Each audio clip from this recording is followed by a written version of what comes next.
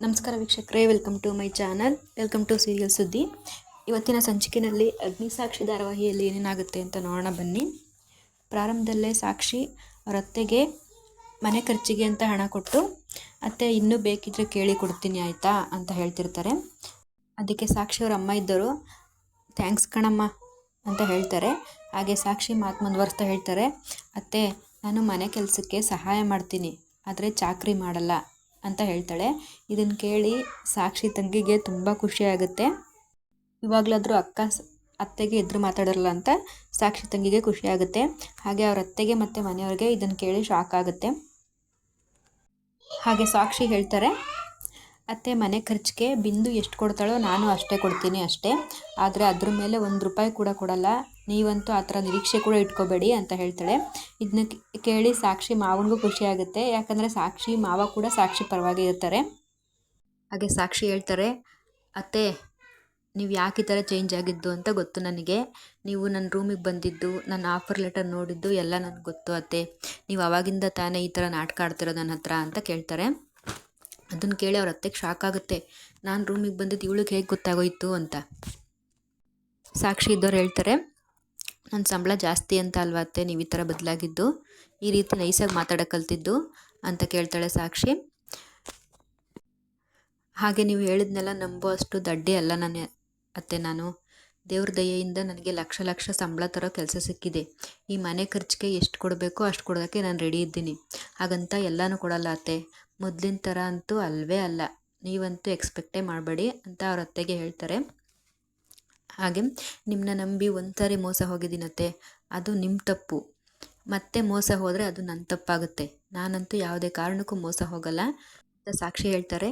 ಇದನ್ನೆಲ್ಲ ಕೇಳ್ತಿರೋ ಅವ್ರ ಮಾವ ಹೇಳ್ತಾರೆ, ನೀವು ಬಿತ್ತದ್ದನ್ನು ನೀವೇ ಬೆಳಿಬೇಕು, ನೀವು ಬೆಳೆದದ್ದನ್ನು ನೀವೇ ತಿನ್ನಬೇಕು, ಈ ಸತ್ಯ ಇವಾಗಲಾದರೂ ಅರ್ಥ ಆದರೆ ಜೀವನ ಚೆನ್ನಾಗಿರುತ್ತೆ ಅಂತ ಹೇಳಿಬಿಟ್ಟು ಅಲ್ಲಿಂದ ಆಚೆ ಹೋಗ್ತಾರೆ. ಇನ್ನು ಈ ಕಡೆ ಅರವಿಂದ್ ಸರ್ ಅವರು ಹುಷಾರಿಲ್ಲ ಅಂತಂದ್ರು ಕೆಲಸ ಮಾಡ್ತಿರ್ತಾರೆ. ಇದನ್ನು ನೋಡಿ ಮನೇಲೆಲ್ಲರೂ ಬೈತಿರ್ತಾರೆ ಅವ್ರಿಗೆ, ನೀವು ರೆಸ್ಟ್ ಮಾಡಿ ಇವಾಗ ಕೆಲಸ ಮಾಡಬೇಡಿ ಅಂತ ಹೇಳ್ತಾರೆ. ಆದರೂ ಅರವಿಂದು ಇಲ್ಲ ತುಂಬ ಇಂಪಾರ್ಟೆಂಟ್ ವರ್ಕ್ ಇದೆ ಅಂತ ಹೇಳ್ತಾರೆ. ಅದಕ್ಕೆ ಅದಿತಿ ಹೇಳ್ತಾರೆ, ಅಪ್ಪ ಅಷ್ಟು ಇಂಪಾರ್ಟೆಂಟ್ ಆದರೆ ಅಣ್ಣನ ಕಳಿಸಿದ್ರೆ ಆಗಲ್ವಾ ಅಂತ ಕೇಳ್ತಾರೆ. ಅದಕ್ಕೆ ಅರವಿಂದ್ ಹೇಳ್ತಾರೆ, ಇಲ್ಲಮ್ಮ ಅದಷ್ಟು ಸೂಕ್ಷ್ಮ ವಿಷಯ ಅವನ ಕೈಯಲ್ಲಿ ಆಗಲ್ಲ ಅಂತ ಹೇಳ್ತಾರೆ. ಅದಕ್ಕೆ ಅರವಿಂದ್ ಹೇಳ್ತಾರೆ, ಏನ್ರಿ ನೀವು ಈ ಟೈಮಲ್ಲೂ ನಿಮ್ಮ ಮಗನ ನಂಬಲ್ವಲ್ಲ ಅಂತಾರೆ. ಅದಕ್ಕೆ ಅರವಿಂದ್ ಚಿಕ್ಕ ಮಗ ಇದ್ದವನು ಹೇಳ್ತಾನೆ, ನಿಮಗೆ ಅಗ್ನಿಗಿಂತ ನಿಮ್ಮ PA ಮೇಲೆ ನಂಬಿಕೆ ಜಾಸ್ತಿ ಅಲ್ವಾ ಅಪ್ಪ, ಅವಳನ್ನೇ ಕಳಿಸಿ ಅಂತ ಹೇಳ್ತಾರೆ. ಅದಿತಿ ಬೇಡಪ್ಪ ಅಗ್ನಿ ಮತ್ತು ಸಾಕ್ಷಿ ಇಬ್ಬರನ್ನ ಕಳಿಸ್ಬಿಡಿ ಅಂತ ಹೇಳ್ತಾರೆ. ಅದೇ ಥರ ಸಾಕ್ಷಿಗೆ ಕಾಲ್ ಮಾಡಿ ಮೀಟಿಂಗ್ ಅಟೆಂಡ್ ಮಾಡೋದಕ್ಕೆ ಹೇಳ್ತಾರೆ. ಇನ್ನು ಈ ಕಡೆ ಸಾಕ್ಷಿಗೆ ಅವ್ರ ಅತ್ತೆ ಬಂದು, ಸಾಕ್ಷಿ ಲಕ್ಷ ಸಂಬಳ ತೊಗೋತಿದ್ಯಾ, ಅದರಲ್ಲಿ ಅರ್ಧ ನಮ್ಗೆ ಕೊಟ್ಟರೆ ಏನು ವ್ಯತ್ಯಾಸ ಆಗುತ್ತಮ್ಮ ಅಂತ ನೈಸ್ ಮಾಡಿ ಕೇಳ್ತಾ ಇರ್ತಾರೆ. ಅದಕ್ಕೆ ಸಾಕ್ಷಿ ಹೇಳ್ತಾರೆ ಬೇಜಾರಿಂದ, ಏನು ವ್ಯತ್ಯಾಸ ಆಗಲ್ಲ ಅತ್ತೆ, ಆದರೆ ಒಂದು ಟೈಮಲ್ಲಿ ಕಷ್ಟ ಸುಖ ಏನನ್ನೂ ನೋಡದೆ ನಾನು ದುಡ್ದಿದ್ನೆಲ್ಲ ನಿಮಗೆ ಕೊಡ್ತಿದ್ದೆ, ಆದರೆ ಆ ಕೃತಜ್ಞತೆನ ನೀವು ಉಳಿಸ್ಕೊಳ್ದೆ ಹೋದ್ರಿ, ನನ್ನ ಸಂಪಾದನೆನೆಲ್ಲ ನಿಮಗೆ ಕೊಟ್ಟಿದ್ದಕ್ಕೆ ಏನು ವ್ಯತ್ಯಾಸ ಆಯಿತು ಅತ್ತೆ, ಬದಲಾಗಿ ನನ್ನ ಜಾಮಿಟ್ರಿ ಬಾಕ್ಸ್ನಲ್ಲಿ ಚೀಟಿ ಇಟ್ಟು ನಾನು ಡಿಬಾರ್ ಆಗೋ ಹಾಗೆ ಮಾಡಿದ್ರಿ, ನನ್ನ ಭವಿಷ್ಯನೇ ಹಾಳು ಮಾಡಿಬಿಟ್ರಿ ಅಂತ ಕೋಪದಿಂದ ಸಾಕ್ಷಿ ಹೇಳ್ತಾಳೆ.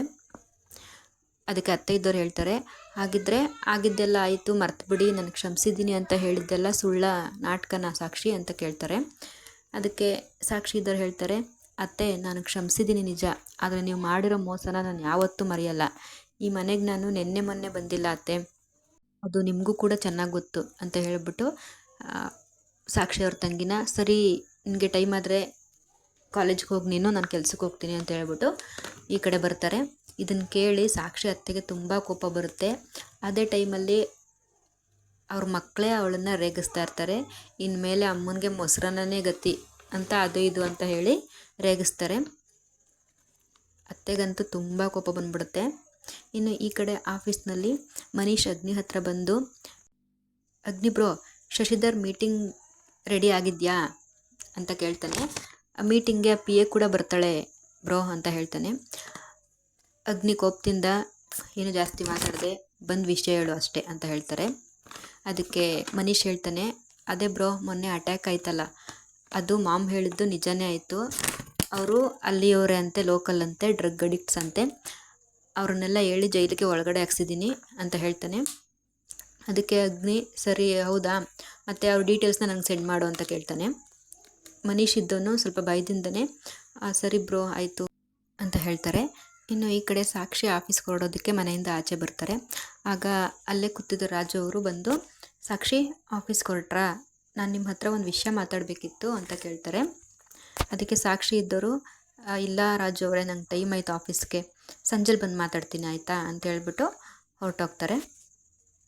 ಆಗ ಅಲ್ಲಿಗೆ ಬಂದ ಸಾಕ್ಷಿ ಅತ್ತೆ ರಾಜುನ ಕೇಳ್ತಾರೆ, ನಿನಗೆ ಅಷ್ಟೊಂದು ಸುಲಭವಾಗಿ ಅವಳು ಬಿದ್ದೋಯ್ತಾಳ? ನಾನು ಬಂದಾಗಿಂದ ನೋಡ್ತಾ ಇದ್ದೀನಿ ನಿನ್ನ, ಅವಳ ನಂಬರ್ ಇಸ್ಕೊಂಡೆ ಅವಳು ಹಿಂದಿಂದೇ ಓಡಾಡ್ತಿದ್ಯಾ. ನನ್ನ ಕೈ ಅಡುಗೆ ತಿಂದು ನೀನು ಒಂದೇ ದಿನಕ್ಕೆ ಓಡೋಗ್ತೀಯ ಅಂದ್ಕೊಂಡೆ, ಆದರೆ ಇನ್ನೂ ನೀನು ಹೋಗಿಲ್ಲ ಅಂತಂದರೆ ನೀನಿರೋದು ಸಾಕ್ಷಿಗೋಸ್ಕರನೇ ಅನ್ನೋದು ನನಗೆ ಅರ್ಥ ಆಗಿಲ್ಲ ಅಂತ ಅಂದ್ಕೊಂಡ್ಯಾ ಅಂತ ಕೇಳ್ತಾಳೆ. ಅದಕ್ಕೆ ರಾಜು ಇದ್ದವನು, ಇಲ್ಲ ಆಂಟಿ ಹಾಗೇನಿಲ್ಲ ಅಂತಂದ್ಬಿಟ್ಟು ಹೊರಟೋಗ್ತಾನೆ.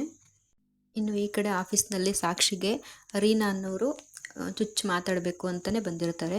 ಅವ್ರು ಮಾತಾಡ್ತಾ ಹೇಳ್ತಾರೆ, ಓಹೋಹೋ ಏನಿವತ್ತು ಆಫೀಸ್ಗೆ ಬಂದುಬಿಟ್ಟಿದ್ಯಾ, ಬಾಸ್ ಮನೆಯಲ್ಲಿ ಕೆಲಸ ಹೇಗಿತ್ತು, ಆಫೀಸ್ ಕೆಲಸ ಅಷ್ಟೇನಾ ಅಥವಾ ಪಾತ್ರೆ ಗಿತ್ರೆ ತೊಳೆದಿತ್ತಾ ಅಂತ ಕೇಳ್ತಾಳೆ. ಸಾಕ್ಷಿನ ಬೇಜಾರು ಮಾಡಬೇಕು ಅಂತ ಕೇಳ್ತಾಳೆ. ಆದರೆ ಸಾಕ್ಷಿ ಮಾತ್ರ ಇದ್ಯಾವುದಕ್ಕೂ ತಲೆ ಕೆಡಿಸ್ಕೊಳ್ಳೋದಿಲ್ಲ. ನೀವೇನೇ ಮಾತಾಡಿದ್ರು ನಾನಂತರೂ ಕುಗ್ಗೋದಿಲ್ಲ ಅಂತ ಹೇಳ್ಬಿಟ್ಟು ಅವಳ ಪಾಡ್ಗಳು ಮೀಟಿಂಗ್ ಹೋಗ್ತಾಳೆ. ಇನ್ನು ಸಾಕ್ಷಿ ಮೀಟಿಂಗ್ ಹೋಗೋ ಅಲ್ಲೇ ಅಗ್ನಿ ಸಿಗ್ತಾರೆ. ಅವ್ರು ಬಂದು ಹೇಳ್ತಾರೆ, ಇಲ್ಲಿ ನೋಡಿ ನೀವು ಮೀಟಿಂಗ್ಗೆ ಬರೋದು ಬೇಡ ಅಂತ ಹೇಳ್ತಾರೆ. ಅದಕ್ಕೆ ಸಾಕ್ಷಿ ಇದ್ದರು, ಇಲ್ಲ ಸರ್ ನನಗೆ ಅರವಿಂದ್ ಸರ್ ಕಾಲ್ ಮಾಡಿ ಅಲ್ಲಿರಬೇಕು ಅಂತ ಹೇಳಿದ್ದಾರೆ ಅಂತ ಹೇಳ್ತಾರೆ. ಅದಕ್ಕೆ ಅಗ್ನಿ ಹೇಳ್ತಾರೆ, ಶಶಿಧರ್ ಅಂಕಲ್ ಬಗ್ಗೆ ನಿಮಗೆ ಗೊತ್ತಾ, ನೀವು ನಿನ್ನೆ ಮೊನ್ನೆ ಕೆಲಸಕ್ಕೆ ಬಂದಿರೋದು, ಸೊ ನೀವು ಬರೋದು ಬೇಡ, ನಾನೇ ನೋಡ್ಕೊತೀನಿ ಅಂತ ಹೇಳ್ತಾನೆ. ಅದಕ್ಕೆ ಸಾಕ್ಷಿ ಇದ್ದರು, ಸರಿ ಆಯಿತು ಹೋಗ್ತೀನಿ ಸರ್, ಆದರೆ ಅದಕ್ಕೂ ಮುಂಚೆ ಅರವಿಂದ್ ಸರ್ಗೆ ಒಂದು ಸರಿ ಫೋನ್ ಮಾಡಿ ಕೇಳಿ ಆಮೇಲೆ ಹೋಗ್ತೀನಿ ಅಂತ ಹೇಳ್ತಾಳೆ.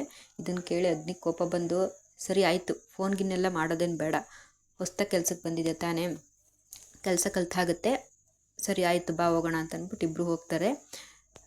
ಅಲ್ಲಿ ಹಾಗೆ ಅಗ್ನಿ ಹೇಳ್ತಾನೆ, ಅಲ್ಲಿ ಬರ್ತೀಯ ಸರಿ, ಆದರೆ ನೀನೇನು ಮಾತಾಡಬೇಡ, ನಾನು ಮಾತಾಡ್ತೀನಿ ಅಷ್ಟೇ ಅಂತ ಹೇಳ್ತಾನೆ. ಹೀಗೆ ಅಗ್ನಿ ಮತ್ತು ಸಾಕ್ಷಿ ಮಧ್ಯೆ ಒಂದು ಕ್ಯೂಟ್ ಕಾನ್ವರ್ಸೇಷನ್ ಆಗುತ್ತೆ ಅಂತಲೇ ಹೇಳ್ಬೋದು.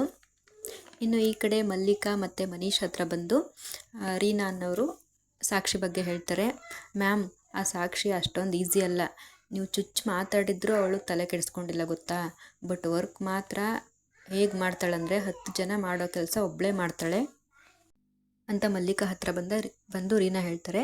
ಅದನ್ನು ಕೇಳಿ ಮಲ್ಲಿಕಾಗೆ ಕೋಪ ಬರುತ್ತೆ, ವಾವ್ ರೀನಾ, ಅವಳು ನೋಡಿ ಕೆಲಸ ಕಲ್ತ್ಕೊ ಅಂತ ಹೇಳಿದ್ರೆ ಅವಳನ್ನು ಹೊಗಳ್ತಾ ಇದೆಯಾ ಇಡಿಯೇಟ್ ಅಂತ ಬೈತಾರೆ. ಹಾಗೆ ಮಾತಾಡ್ತಾ ರೀನಾ ಹೇಳ್ತಾರೆ, ಮ್ಯಾಮ್ ಹಾಗೆ ಇನ್ನೊಂದು ತುಂಬ ಇಂಪಾರ್ಟೆಂಟ್ ವಿಷಯ ಗೊತ್ತಾ, ಸಾಕ್ಷಿ ಇದ್ದಳಲ್ಲ ಅವಳು ಹಳೆ ಫೈಲ್ಸ್ ಬಗ್ಗೆ ವಿಚಾರಿಸ್ತಾ ಇದ್ಲು ಮ್ಯಾಮ್ ಅಂತ ಹೇಳ್ತಾರೆ. ಇದನ್ನು ಕೇಳಿ ಮಲ್ಲಿಕಾಗೆ ಮತ್ತು ಮನೀಶ್ಗೆ ತುಂಬ ಭಯ ಆಗುತ್ತೆ. ಅದಕ್ಕೆ ಮಲ್ಲಿಕಾ ಇದ್ದವ್ರು ಹೇಳ್ತಾರೆ, ರೀನಾ ನೀನು ಸಾಕ್ಷಿ ಬಗ್ಗೆ ಬ್ಯಾಕ್ಗ್ರೌಂಡ್ ವೆರಿಫಿಕೇಷನ್ ಮಾಡು, ಅವಳು ಯಾರು ಏನು ಅಂತ ಸರಿಯಾಗಿ ತಿಳ್ಕೊ ಅಂತ ಹೇಳ್ತಾರೆ. ಅಲ್ಲಿಂದ ರೀನಾ ಹೋಗ್ತಾರೆ.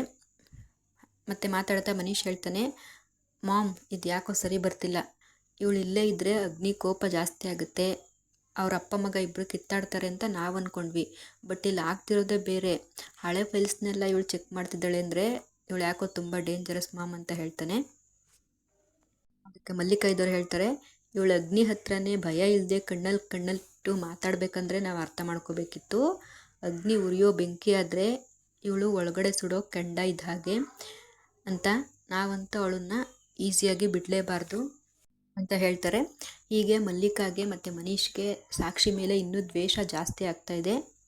ಹೀಗೆ ಮಲ್ಲಿಕಾ ಅವರು ಸಾಕ್ಷಿನೇ ಟಾರ್ಗೆಟ್ ಮಾಡ್ತಾ ಇದ್ದಾರೆ.